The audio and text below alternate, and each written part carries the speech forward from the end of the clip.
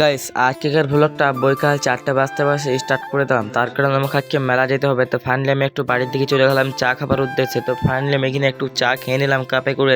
তাই চা খাওয়া কমপ্লিট করে বাইরের দিকে বেরিয়ে গেলাম আমার ফুফুদি ভাইয়ের সাথে মোটরসাইকেলে করে। তো ফাইনালি এখানে কিছুক্ষণ রাস্তাতে আসার পর আমি একটা হাফ টাইম করে নিলাম এই কুরকুরিটা খেয়ে। তা কুরকুরিটা খেতে খুব আমাকে মজা লেগেছিল। তারপরে পরে চলে এলাম আমি সাঁইথিয়া বাজারের দিকে। তা বাজারে কিছুক্ষণ থাকার পর পৌঁছে গেলাম আমরা সাঁইথিয়া নদীতে। তো ফাইনালি এখান থেকে কিছুক্ষণ চলে যাওয়ার পর আমরা পৌঁছে গেলাম মেলাতে। তো মেলাতে আস্তে আস্তে আমরা ফাইনালি সবার প্রথম আজকে আমাদের দোকানটা খুলে দিলাম।